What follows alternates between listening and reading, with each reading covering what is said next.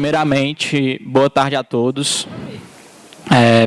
Nós vamos já dar início ao primeiro Congresso Liberal do Cariri, mas antes é necessário algumas palavras da diretoria da Liga Acadêmica Padre Cícero. Primeiramente, eu falo por todos os diretores da Liga, que, primeiro, queria agradecer a todos os palestrantes que estão aqui presentes pela disponibilidade e por ter aceitado esse convite e ter acrescentado muito valor ao evento. Em segundo, eu gostaria de agradecer a todos os presentes que tiraram um pouco do seu tempo no final de semana para ouvir um pouco sobre liberdade e ouvir um pouco sobre Brasil. Aqui já tem muitas pessoas nesse auditório, e se você parar para pensar, há alguns anos atrás era muito difícil imaginar uma cena dessa. A situação do Brasil, e principalmente no interior do Ceará, no interior do Cariri, você já consegue observar um movimento de mudança. Mas, para entender um pouco disso, eu gostaria de explicar um pouco o que é a Liga Acadêmica Padre Cícero. Por que é que a gente faz esse tipo de projeto? E a melhor maneira que eu encontrei foi através de uma experiência pessoal. Quando eu entrei na universidade, eu temia muito por aquela figura que se cria do meio acadêmico, que o meio acadêmico é dominado por um tipo de ideias, que não há espaço para ideias divergentes, que existe uma ideia hegemônica, um discurso hegemônico que domina o debate. Eu cheguei na universidade pública com esse receio. Até que no meu primeiro dia de aula, eu encontrei Matheus Linardi, nosso querido presidente, encontrei também Jorge, que é o nosso amigo diretor, e eles dois juntos lá naquela sala começaram a falar sobre liberdade, sobre como o Estado atrapalha o indivíduo, o desenvolvimento do potencial do indivíduo. E naquele momento eu fiquei encantado, porque eu estava encontrando pela primeira vez um espaço onde ideias diferentes, totalmente diferentes do que foi meu ensino médio. O ensino médio de muitas pessoas também é assim.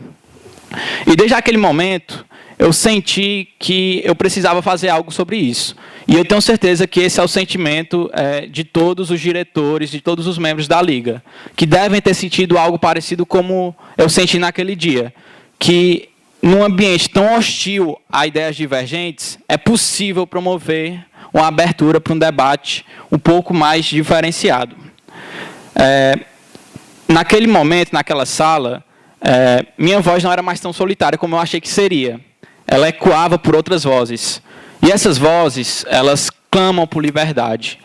E clamam por liberdade porque o Brasil, especificamente, é um país que sofre muito com a falta de liberdade. Não só porque nós fomos dominados durante muitas décadas por burocratas incompetentes e políticos incompetentes, mas porque, e acima de tudo, o governo brasileiro, historicamente, sempre teve as rédeas da vida da população. A vida dos indivíduos sempre esteve na mão do governo. Mas chega um momento em que é preciso virar esse jogo, é preciso mudar. E é justamente nesse sentimento de mudança, de promover um suspiro de liberdade e progresso ao Brasil, que a Liga Acadêmica Padre Cícero foi criada. Ela foi criada para quebrar o discurso hegemônico dentro da universidade, quebrar o discurso hegemônico no meio acadêmico e promover, nem que seja um pouco, mesmo que seja muito pouco, mas promover alguma mudança nesse debate. E também é esse motivo que nos leva aqui hoje. Senhoras e senhores, é com inenarrável orgulho que a Liga Acadêmica Padre Cícero dá início ao primeiro Congresso Liberal do Cariri. Muito obrigado.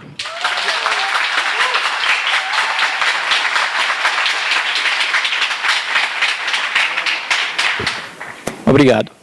Começar pelo currículo da Estrela da Noite. Da tarde, aliás. Perdão. Possui graduação em Relações Internacionais pela Universidade Federal do Rio Grande do Sul, especialização em Direito, Economia e Democracia Constitucional pela Universidade Federal do Rio Grande do Sul e mestrado em Ciência Política, Política Comparada e Democracia pela Leiden University. Tem experiência na área de comunicação e foi o deputado federal eleito pelo Novo, mais bem votado do Rio Grande do Sul. Convido à mesa Marcel Van Hatten.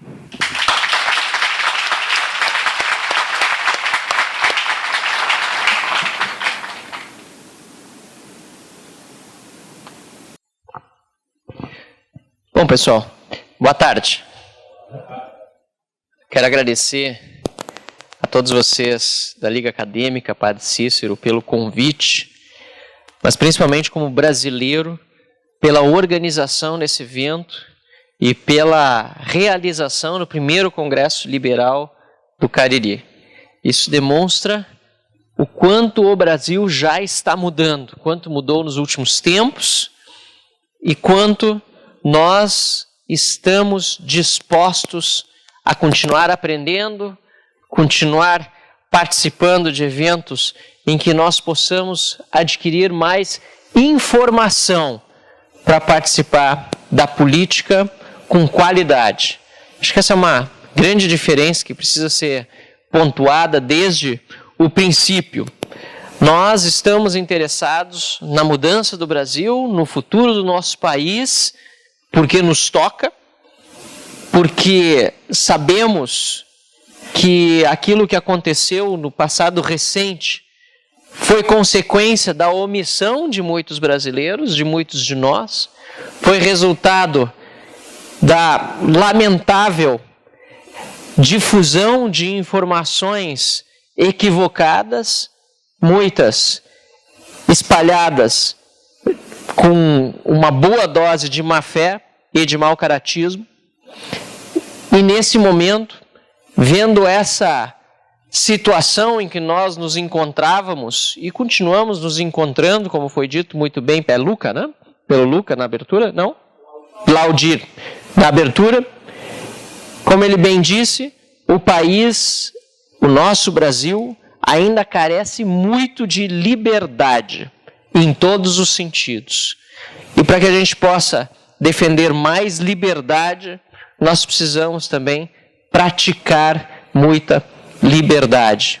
E aqui, felizmente, estamos num ambiente em que a liberdade de expressão nos é garantida por uma Constituição, por um regramento legal que é respeitado na maior parte das áreas no nosso país, mas que em muitos lugares do mundo ainda é bastante tolhido. Eu ainda falava sobre isso ontem à noite, quando eu conversava com alguém sobre as dificuldades que em muitos locais do mundo são enfrentadas por quem quer falar, por quem quer se expressar, por quem quer demonstrar aquilo que pensa e defender os seus pontos de vista. Felizmente no nosso país, felizmente no Ceará, felizmente nós podemos falar, podemos nos expressar e não tem forma melhor de espalhar as boas ideias do que eventos como esse. Então, parabéns aos organizadores, parabéns ao Matheus, ao Laudir, a toda a turma. Matheus que esteve mais em contato comigo nos últimos dias para poder viabilizar a minha vinda. E também ao meu amigo Rodrigo Saraiva Marim, a quem congratulo também pela expressiva votação, não só no Ceará, como aqui em Juazeiro do Norte também, e que colocou ele já como nosso futuro deputado federal do Ceará. Não foi por uma questão de legenda aqui do Partido Novo ainda, nós estamos começando no Brasil todo, mas felizmente, apesar dos prognósticos de muitas pessoas que não acreditavam que um partido que não usaria dinheiro público e não usou, que teria pouco tempo de TV e de fato teve, inclusive porque não coligou, um partido que faz processo seletivo e, portanto, é muito rigoroso com a escolha dos candidatos, se não enche a nominata só para ter muita gente boa de voto, sem necessariamente ter alinhamento com aquilo que nós defendemos.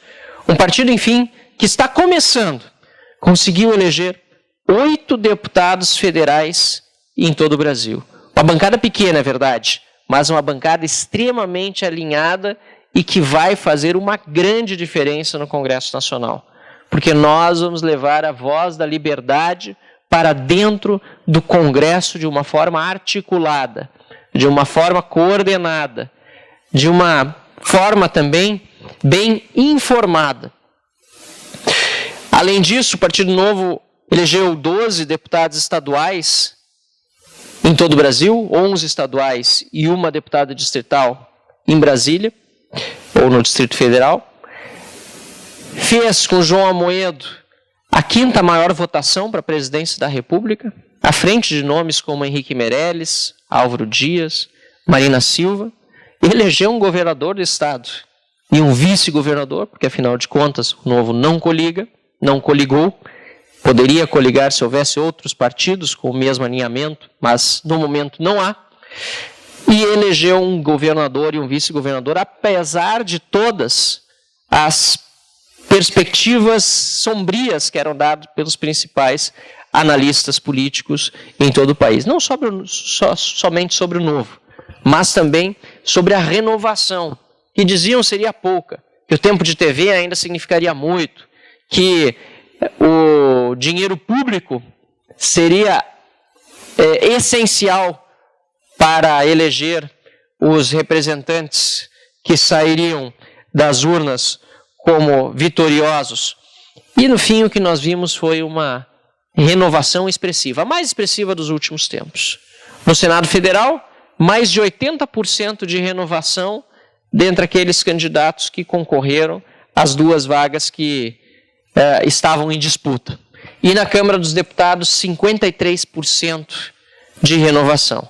É claro que nestes 53% há também deputados que já eram deputados no passado, ou já foram prefeitos, ou são filhos de políticos, ou já atuavam na política, ou como é o meu caso, inclusive, já tinham exercido outros mandatos. Fui deputado estadual e fui vereador na cidade de Dois Irmãos. Mas excluídos esses casos, nós ainda tivemos mais de 20% de deputados federais que concorreram pela primeira vez na vida a um cargo eletivo e chegam a Brasília no dia 1º de fevereiro, que é a posse no Poder Legislativo. Vocês conseguem imaginar isso?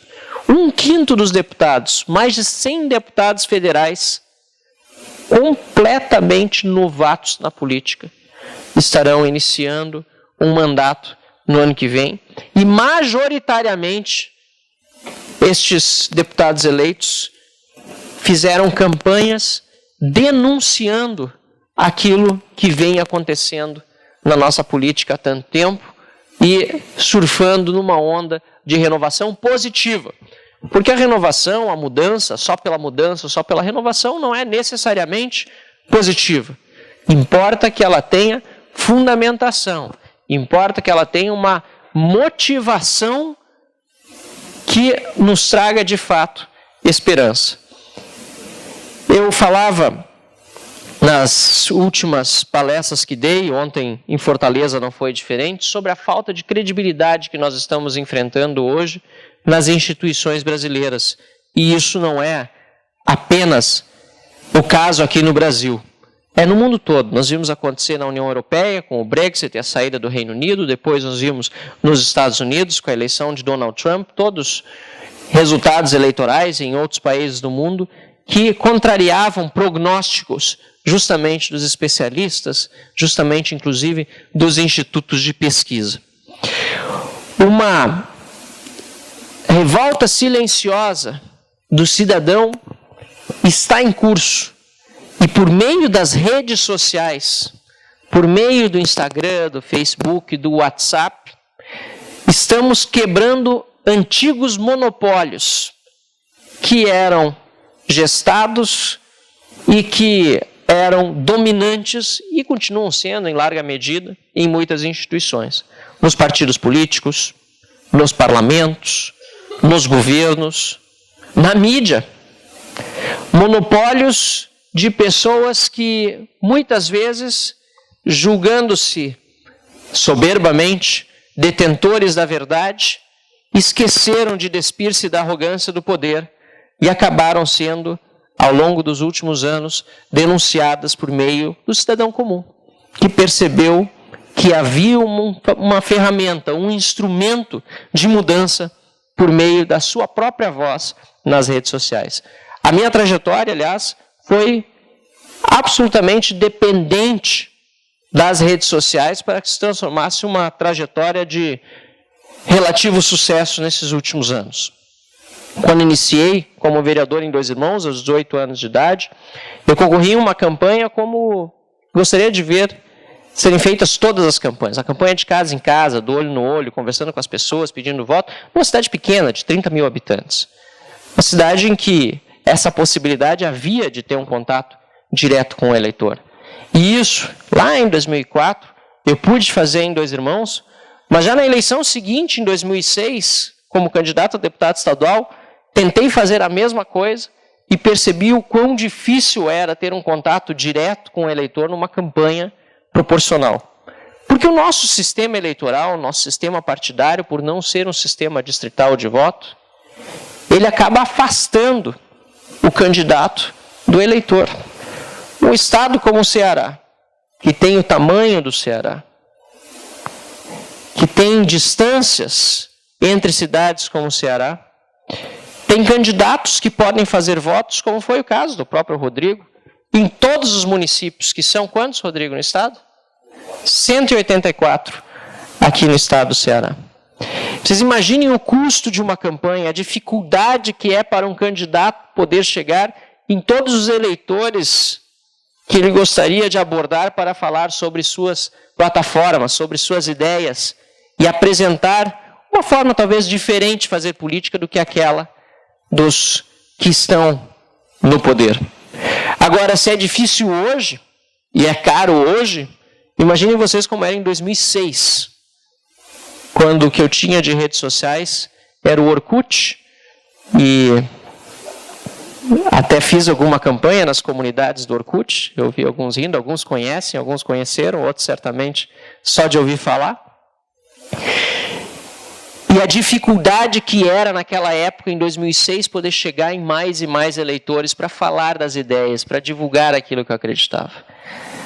Não foi, portanto, surpreendente que de 35 mil votos que eu precisava, e também por ser jovem, também por ter sido a primeira vez que concorria, eu havia obtido, mesmo sendo vereador na cidade de Dois Irmãos, 11 mil votos para deputado estadual. Isso em 2006. Em 2010, tive uma segunda tentativa como candidato a deputado estadual, e naquela eleição, depois de 4 anos de bastante trabalho também de estudos, eu me formei em Relações Internacionais na URGS e vencemos as eleições no próprio Diretório Central de Estudantes, pela primeira vez em 40 anos.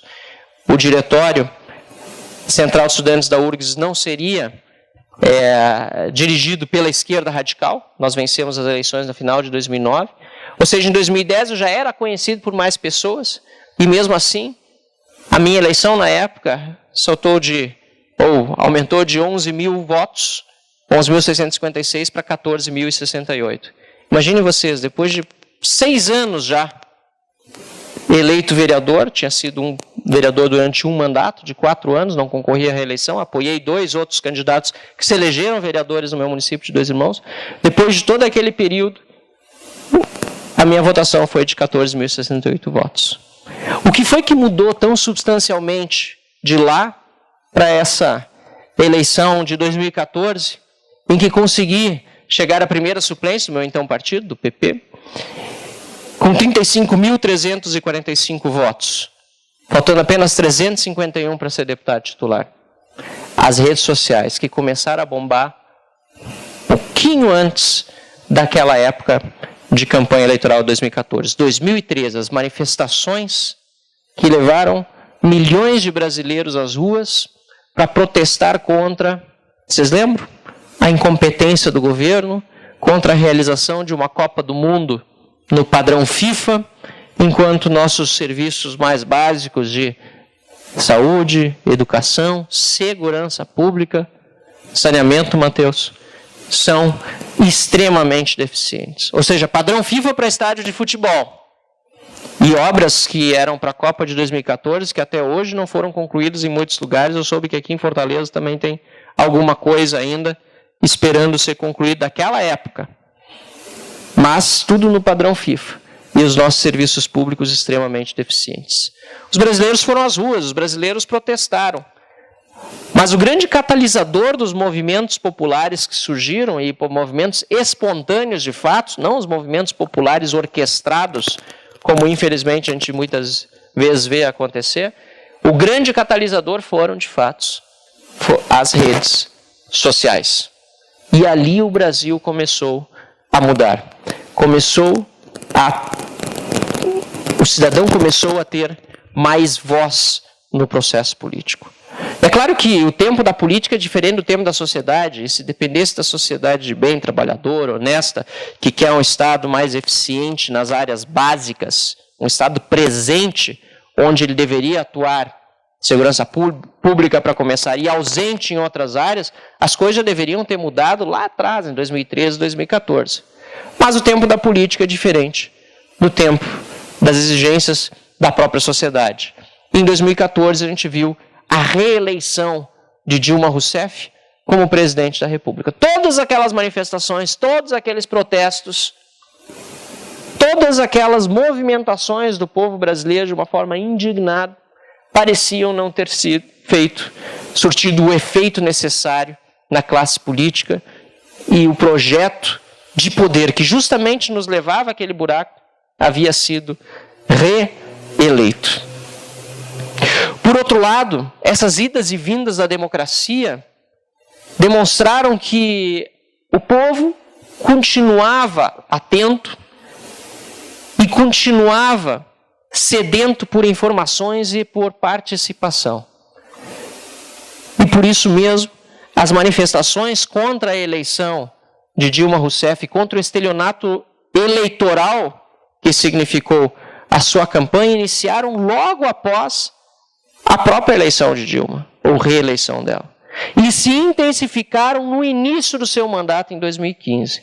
Muitas coisas que ela havia prometido, ou que ela havia maquiado, as promessas foram desmentidas e as maquiagens foram desfeitas.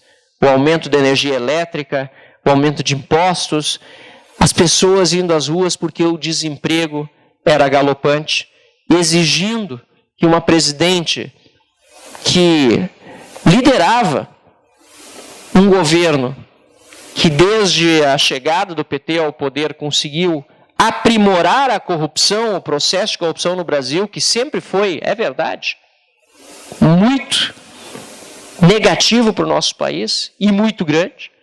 Mas tem uma coisa que o PT diz que é verdade e a gente precisa concordar, que eles não inventaram a corrupção. O PT não inventou a corrupção, já existia antes. Agora aprimorou, institucionalizou, profissionalizou, passou a comprar deputados dentro da Câmara e com propina partidos políticos para fazer parte da base de governo de uma forma institucionalizada. Isso tudo começou a saltar aos olhos da população e o cidadão, vendo que a Operação Lava Jato avançava, que políticos graúdos estavam se encaminhando à cadeia, que empresários mancomunados com o poder público, maus empresários, também sofriam os rigores da lei, o povo começou a se manifestar de uma forma extremamente forte, exigindo o impeachment de uma presidente da República. Que não foi golpe, coisa nenhuma. É óbvio que Eduardo Cunha, como presidente da Câmara, facilitou o processo e foi essencial para que ele tramitasse. Mas se não fosse o povo nas ruas, se não fosse a pressão popular, não saía impeachment. Eu fui testemunha ocular, estive nos processos de impeachment, tanto na Câmara como no Senado, presencialmente. A gente percebia que era a pressão das pessoas sobre os representantes que lá estavam, sobre os deputados e sobre os senadores. Foi essa pressão que fez com que o impeachment se consolidasse e Dilma Rousseff fosse retirada do poder e tivéssemos, pelo menos naquele momento, um estancamento do processo de corrupção institucionalizada que nós víamos o PT fazer. Mas é óbvio que aqueles que assumiram depois, Michel Temer, vice de Dilma Rousseff, eleito, é bom lembrar muitas vezes, por aqueles que votaram em Dilma Rousseff, eleitos por quem teclou 13 na urna, continuaram, durante aquele período, a representar muito da velha política,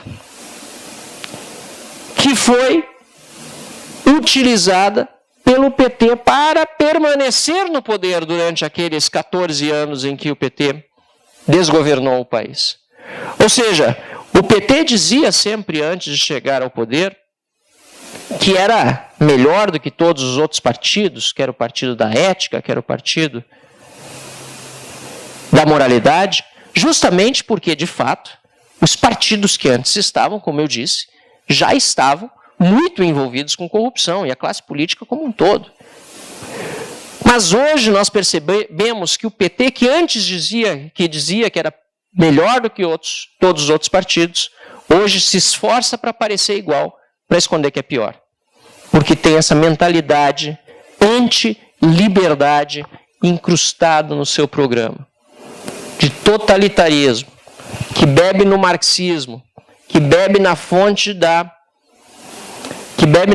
do marxismo toda a divisão de classes que foi semeado na nossa sociedade. Semeiam a discórdia e colhem o quê? Não é o ódio, é a indignação das pessoas. Essa indignação culminou no impeachment, depois acabou legando uma vice-presidência que no início conseguiu ainda aprovar algumas reformas, mas que foi novamente, severamente contestada pelos brasileiros no processo eleitoral recente, em 2018, com uma grande renovação nas urnas. E daqui para frente, o que esperar daqueles que estão no Parlamento Federal, nas casas legislativas estaduais, o que esperar daqueles que nos representam para que nós tenhamos, como foi dito aqui pelo próprio discurso de abertura e é o título desse evento, mais progresso para o nosso país. É o que todos nós queremos, todos nós brasileiros.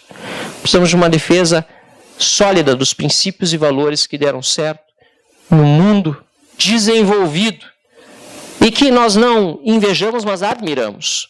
Nós admiramos porque nós queremos ver serem implementados também esses valores aqui no Brasil. Defesa do Estado de Direito, em que a lei valha para todos.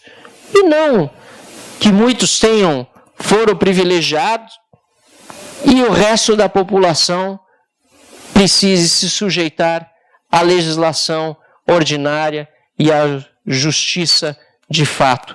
Eu fiquei conhecido justamente por causa dos discursos, né? Muitos de vocês talvez viram algum discurso meu circulando na internet. Então, eles foram separados em 8 temas diferentes e tem prefácios de vários autores liberais no próprio livro, né? Então, o Biratã Jorge Iório escreveu um dos prefácios, o Rodrigo Constantino outro, enfim, está um livro super bem organizado. Alex Catarino foi o editor, foi lá da LVM e se quiser comprar, tem 2 edições aqui, mas se não tem também online. Eu estou iniciando agora nessa história de política porque eu tenho 16 anos, sabe? Eu estou no ensino médio. Aí eu gostaria de saber, assim, o que é que você me indicaria de livros para aprender mais sobre política, a política certa, assim. Não sei se existe uma errada, mas a política em si, entendeu? 6 lições do Mises, já leu? As 6 lições de Mises. A Lei de Bastiat.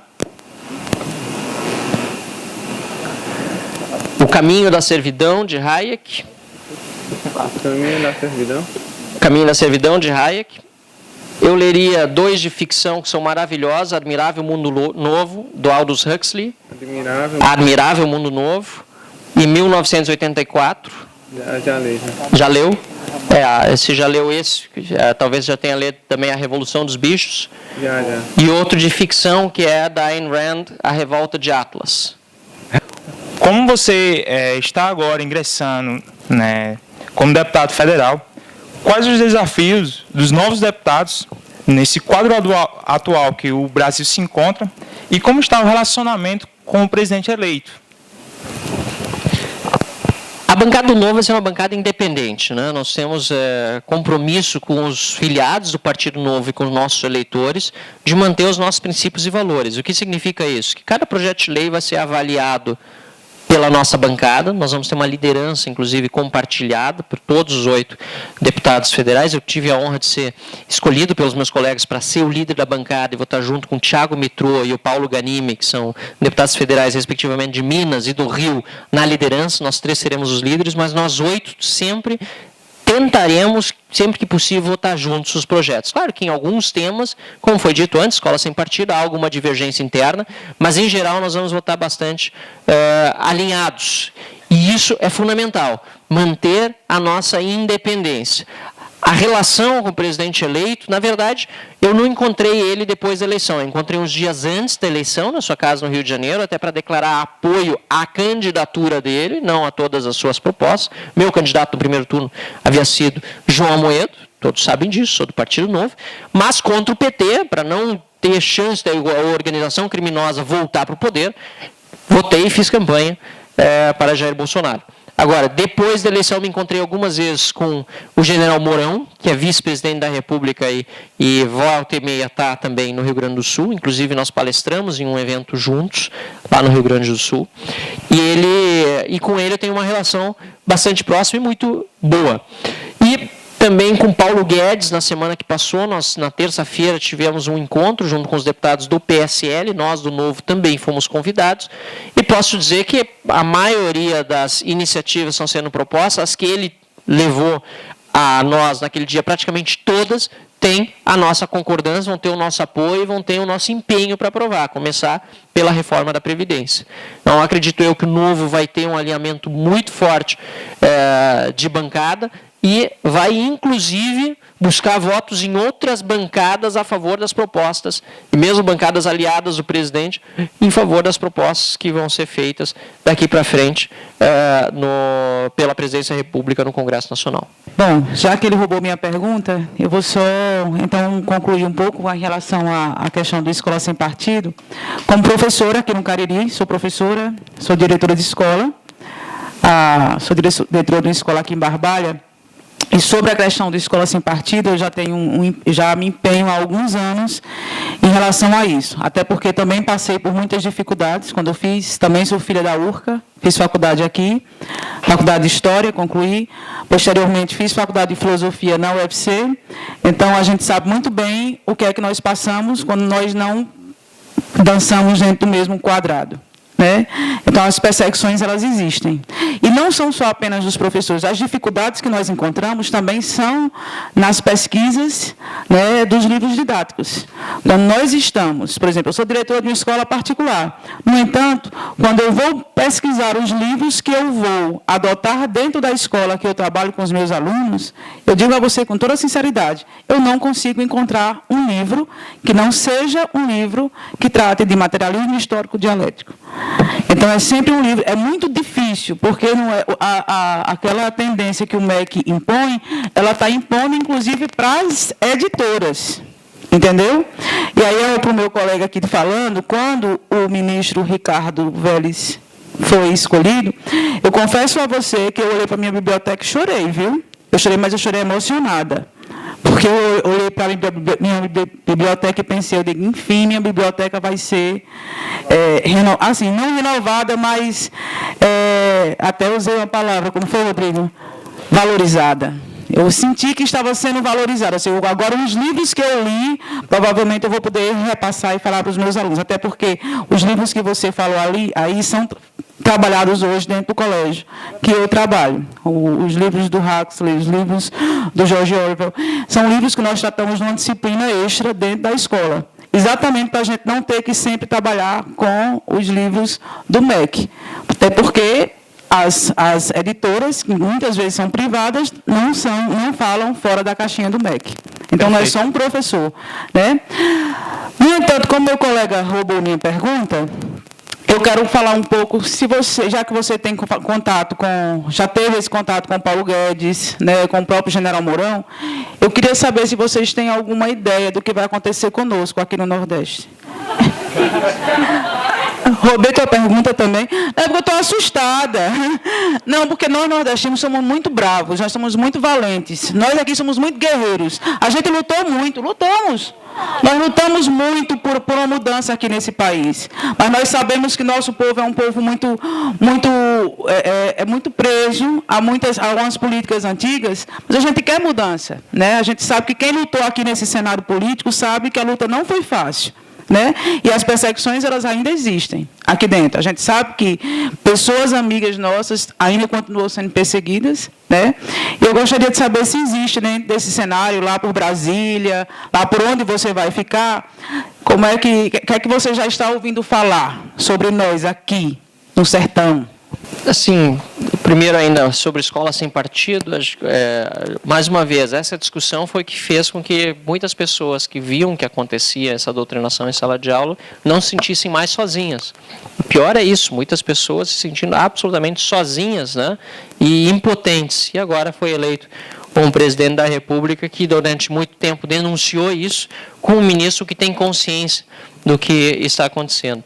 Quanto à questão da região, eu confesso sim que a nossa conversa com Paulo Guedes lá foi estritamente sobre a reforma da Previdência. Não se tratou nem de Ceará, nem de Nordeste, nem de Sul, nem de Rio Grande do Sul. Então, assim, eu não tenho nenhuma notícia para dar do governo em relação ao Nordeste, mas se servir de consolo, tampouco tenho sobre Rio Grande do Sul, ou sobre Sudeste, ou sobre Centro-Oeste, porque a conversa foi restrita à questão da Previdência. Mas, para concluir, eu acho que aqui, tanto no Ceará como nos outros estados, ainda mais porque é um peso super relevante no Congresso Nacional, o número de deputados que foram eleitos, vocês sabem que muitos deputados aqui e de outros estados eleitos são detentores desse voto de renovação. Ontem nós mesmos estivemos com o Eduardo Girão, senador, que foi eleito aqui pelo Ceará, e aliás, parabéns para os cearenses por ter tirado o Eunício. Né? Obrigado. Os brasileiros agradecem. Acho que é um momento de vocês estreitarem os laços com esses deputados, cobrando e apoiarem também as iniciativas de outros candidatos a vereador ou a prefeito nas próximas eleições. Aqui em Juazeiro Novo está se organizando, Fortaleza também, e já se preparar também para as campanhas seguintes a deputado estadual e federal, porque é por meio da representação popular no parlamento que é possível uma mudança maior. E nós precisamos mudar por meio do voto. Fala, Rodrigo. Prefeito e vereador, e na outra, deputado federal e estadual. Na próxima, prefeito e vereador. Então, vamos nos mexer. A gente tem que fazer parte da política. Só para concluir, boa tarde, pessoal. Meu nome é Andréa. Só para concluir aqui o trio, o estudante, a professora e a mãe. Meu filho não estuda na rede pública, estuda na rede privada. A doutrinação acontece na rede privada, nas escolas mais caras do Cariri. Como? Forma prática. Tema de redação, reforma trabalhista. Aí meu filho, filha de uma microempresária, bem pequenininha, com 10 funcionários, ia lá fazer os elogios. A professora... Tome.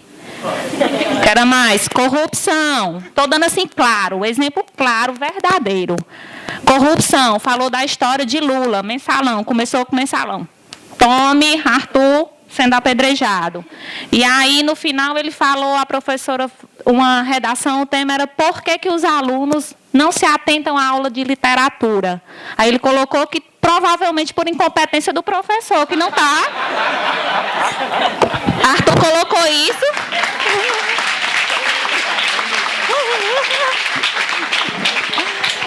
E Arthur colocou isso provavelmente por incompetência do professor, já que eles preferem assistir YouTube e tal, ao invés de ler literatura. A mulher surtou. Chamou Arthur na sala e disse, Arthur, você tem algum problema pessoal comigo? Arthur, não. Não. Mas você entende como é?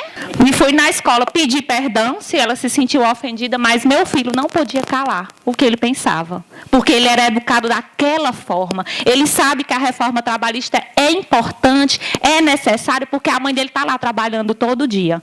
E sabe da importância disso. A outra coisa, outra professora de redação, 10 medidas de Trump, as 10 principais medidas de Trump. Há 2 anos atrás, Arthur tinha 10 anos. Arthur foi pesquisar e tome elogiar. E a mulher pirou. Ela disse, você sabe que Trump parece com Bolsonaro? Arthur não conhecia Bolsonaro.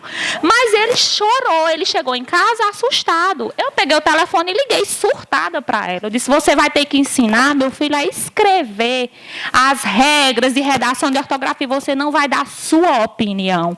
Mas isso porque Arthur me contou, eu imagino quantos filhos não contam isso aos pais. Minha gente, eu chorei absurdamente.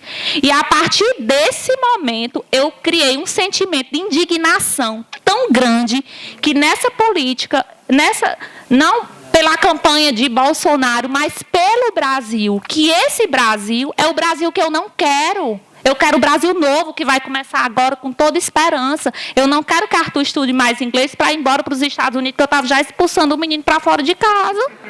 Né? Você tem que fazer high school, porque você não pode morar no país. Então, esse sentimento de esperança eu tenho hoje, acredito que muitos pais também. Eu não vou te perguntar mais nada, mas é só assim para a gente compartilhar, né? E vocês são filhos, a maioria são filhos, mas desse sentimento, assim, é super real o que eu estou dizendo, a doutrinação existe, e eu digo que o maior desafio do Brasil hoje é o Nordeste. É o maior desafio, porque veja que a doutrinação não acontece só na rede pública, acontece na rede privada, onde os pais têm acesso à educação. Então, é o maior desafio desse país. Eu vou pedir depois para a organização me passar esse trecho, eu vou postar na minha página. Foi muito bom o depoimento, principalmente para aqueles que dizem da imprensa, volta e meia me pedem assim, me dá exemplos de doutrinação. Aí a gente vai lá com um calhamaço de depoimentos, mas com um videozinho assim fica mais fácil. Eu costumo dizer, eu sou liberal na política para permitir que as pessoas que tenham costumes mais conservadores ou liberais possam conviver em paz e harmonia. Eu acho que isso é mais importante. Tem uma confusão muito grande sobre o que é ser liberal. Por exemplo, vou pegar uma pauta só, né? A questão do aborto. Eu não acho que ser a favor do aborto é ser liberal, como alguns liberais mais ditos libertários defendem. Porque o liberal defende o direito à vida, à propriedade, à liberdade, como direitos fundamentais do ser humano. E o aborto é uma agressão ao direito à vida. Ainda que haja dúvidas se é ou não vida, como muitas pessoas levantam nesse debate, o fato de haver dúvida deveria ser o suficiente para preservar uma eventual vida que venha a nascer. Então, por exemplo, na questão do aborto, eu sou contrário ao aborto, mas isso não me faz um antiliberal, pelo contrário, é uma postura e uma defesa liberal também. Então, acho que realmente em nossos anseios a gente é liberal, não sabe, porém a gente é meio que travado pela conjuntura atual, política e econômica do país. Eu gostaria de saber a sua opinião, o que você acha, assim, em quanto tempo, se tudo der certo, reformas, a bancada conseguir pôr em prática todos os pensamentos de vocês, assim, em quanto tempo a gente consegue beber dessa água que está sendo, dessa semente que está sendo plantada agora? Quando que a gente consegue plantar, assim, em sua opinião, em questão assim, de uma linha de tempo? É muito difícil porque é um exercício de futurismo, né? De tentar acessar uma bola de cristal que eu não tenho e dizer quanto tempo vai levar para a gente mudar a situação. O que eu posso dizer é que eu já vejo a mudança acontecendo. E a velocidade da mudança vai depender muito da nossa pressão sobre os representantes que estão em Brasília, porque não tem outra saída, é por meio da mudança da legislação no parlamento. A reforma da Previdência, ela é fundamental, por quê? Para impedir que o buraco cresça nas contas públicas. Agora, ela não pode servir de desculpa para resolver numa ponta o problema do orçamento e drenar esses recursos para outras atividades que não deveriam ser finalidade do Estado. Pelo contrário, se for possível, inclusive, com essa redução do custo imposto ao Estado por um sistema de previdência extremamente arcaico e injusto, que faz uma distribuição de renda dos pobres para os ricos no Brasil, se for possível, depois de uma reforma bem feita, dessa inclusive reduzir impostos, ainda melhor, dando mais liberdade para o cidadão. A velocidade, portanto, vai depender muito da aprovação das reformas, a começar pela da Previdência, da tributária, do aprofundamento da reforma trabalhista, porque apesar de já termos alguns ganhos com a reforma atual, ainda há muito para ser mudado pela frente. A ideia da carteira verde e amarela que está sendo proposta pelo Paulo Guedes parece muito interessante, até porque ela inclui duas propostas liberais ao mesmo tempo, que é a da reforma da Previdência por capitalização individual e a aposentadoria da CLT. A ideia é aposentar a CLT. A pessoa opta se quer ficar no regime seletista ou se quer, os jovens que estão entrando no mercado de trabalho, migrar para o sistema da carteira verde e amarela. E por que também isso é tão importante? Porque nós temos uma nova geração aqui, vocês, a grande maioria, parte dessa nova geração, eu tenho 33 anos de idade. Então, tem gente muito mais jovem que eu aqui, com 17, 18, 19, 21 anos de idade. E se eu já tenho esse sentimento, eu imagino que os mais jovens pensam em relação ao INSS. Porque eu olho para o INSS e, sinceramente, eu não tenho nenhuma grande ilusão de que é um sistema positivo, vou conseguir me aposentar pelo INSS. E os mais jovens, então, estão ainda mais desiludidos com isso. Então, nós precisamos aproveitar esse momento do Brasil em que há essa grande desilusão com tudo que está aí, uma maior informação, inclusive, sobre, por exemplo, o FGTS, que rende menos do que a poupança. A gente está cansado de ouvir isso por causa dos vídeos do Arthur Duval. Nós até estávamos assistindo um antes, o Rodrigo e eu, lá no hotel. A gente já está bem consciente dessas coisas e a gente precisa aproveitar esse momento para levar essa conscientização popular para onde? Para o Congresso. Porque só no Congresso que as leis são, de fato, mudadas. Então, essa pressão tem que ocorrer, eu vou fazer a minha parte lá dentro.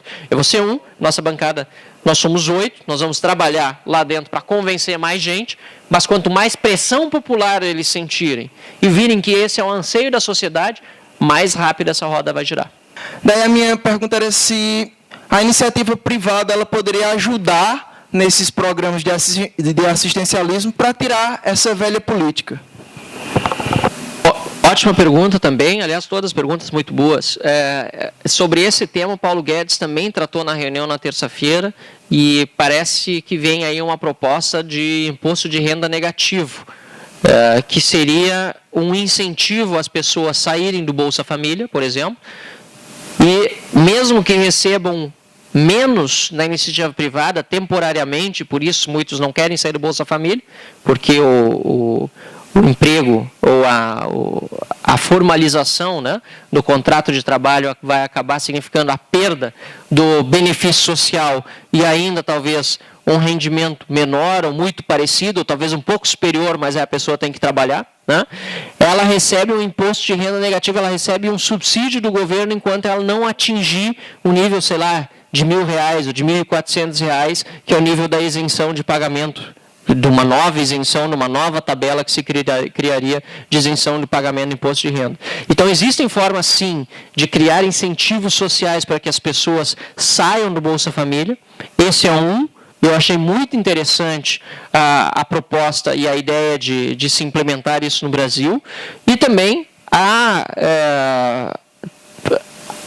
colocar prazos no Bolsa Família também, para que a pessoa tenha um tempo em que ela recebe e que vai reduzindo gradativamente para que ela tenha também incentivos a sair do programa, a buscar outras alternativas e não fique eternamente pendurado. Porque um programa como o Bolsa Família, ele não pode ter como instrumento de mensuração, né, do sucesso da política pública o número de pessoas que ingressam no programa. O Bolsa Família o sucesso do programa deveria ser calculado pelo número de pessoas que saem, né? E os políticos normalmente comemoram quando mais pessoas têm o Bolsa Família. Está completamente errado e está em desalinho com o que a própria sociedade deveria estar exigindo. Então, existem instrumentos para isso. Nós sabemos que o programa ele por meio da transferência direta de recursos ainda um dos mais eficientes, mas ele, lamentavelmente, também ele é muito eficiente na fraude. Muita gente recebe em condições que não seriam aceitas se os critérios fossem adotados, e o pior de tudo, acabam servindo como eleitores cativos daqueles que querem só se perpetuar no poder por meio dessa transferência de recursos. Então, tem uma série de coisas que precisam ser pensadas e a parceria da iniciativa privada é fundamental para que haja essa superação, né, dos programas assistenciais hoje existentes. Que o Partido Novo vem em relação ao novo governo, referente à desburocratização do SUS, né, Sistema Único de Saúde. A burocracia do SUS ela é decorrente também do fato de ser um sistema altamente centralizado. E para reduzir a burocracia é preciso descentralizar, passar mais poder aos verdadeiros atores do sistema, que são os médicos, que são os gestores hospitalares, e os próprios pacientes, que precisam ter mais responsabilidade também, porque nós temos muitos direitos no Brasil, a gente sabe disso, a Constituição é repleta deles, mas poucos deveres. E o SUS também é um sistema que acaba sendo pródigo em direitos para todos, mas que é muito precário em deveres. E o bom cidadão, o cara que precisa utilizar o sistema, muitas vezes não consegue acessar de uma forma adequada, porque aquele que se aproveita daquilo que é grátis, que está ali, que pode ser utilizado a qualquer momento, acaba abusando do serviço público. Então nós precisamos mudar essa ótica do SUS, não só descentralizando para desburocratizar, mas também colocando mais responsabilidades no usuário final, tanto o médico, o enfermeiro, o profissional da saúde pública, como o próprio paciente. Nós precisamos reformular o SUS e o Novo tem uma posição, e até está no nosso site, durante a campanha João Amoedo defendeu isso, o Novo SUS, tem uma série de propostas, mas obviamente ao longo do nosso mandato a gente vai buscar conversar, se não seria demagógico da minha parte, justamente com os atores, pacientes e operadores do sistema, para que a gente tenha a melhor proposta possível para uma desburocratização e maior eficiência do Sistema Único de Saúde no Brasil. Obrigado, pessoal. Mais alguma pergunta? A última. Você é a favor do fim do fórum privilegiado. Só que o fórum privilegiado hoje em dia, perdoa a minha ignorância, pode me corrigir se eu estiver errado, mas o que eu entendo é que o político hoje em dia ele é julgado por tribunais superiores. E o fim do fórum privilegiado faz com que ele seja julgado por tribunais primeiramente regionais, para depois passar para tribunais superiores. Só que isso, a meu ver, facilita com que ele consiga ludibriar esses tribunais regionais. Isso, teoricamente, se comprova na prática? Como é que fica isso? Voltando um pouco atrás, nós usamos a palavra foro privilegiado. Mas foro privilegiado, na verdade, é um apelido que nós demos, um nome pejorativo para a prerrogativa de foro, que deveria servir justamente para aquilo que você está dizendo, para dar celeridade para o processo. Por quê? O político que comete um crime contra a administração pública, ele comete um crime em tese, em geral, ainda mais grave do que o indivíduo, porque ele tem um potencial de estar atingindo com sua atitude criminosa muito mais gente. Então se criou a prerrogativa de foro para que os políticos pudessem ser julgados por tribunais mais céleres, colegiados, que pudessem passar direto na segunda ou até na terceira instância e aí ser condenado rápido. O problema é que com o nosso sistema e com a nossa cultura no Brasil, das relações promíscuas que há, inclusive, entre os poderes, tem uma frase muito boa do livro Nobre Deputado, acho que chama, de um magistrado. Como é que é o nome dele ainda? Não lembro o nome, mas é um livro muito bom, Nobre Deputado, e tem uma frase ali que eu nunca me esqueci. Ele disse que ter o foro privilegiado significa que nós, ele é um deputado fictício, contando em primeira pessoa várias falcatruas, realmente, eu recomendo esse livro. Ele diz assim, ter o foro privilegiado é a garantia de que nós seremos julgados pelas pessoas que frequentam as mesmas festas que nós. Então, na verdade, aquilo que deveria significar uma prerrogativa de foro para que a pessoa fosse julgada mais rápido, Marlon Reis, Marlon Reis, autor do livro. Pode anotar aí o livro lá também, Marlon Reis, Nobre Deputado. É bom. Eu perdi o voo, tá? Então, enfim, eu sou a favor da perda do foro privilegiado para todos, porque no sistema da prerrogativa de foro brasileiro, hoje se percebe que não há solução. Muito obrigado, pessoal. Demais, adorei, sério, legal.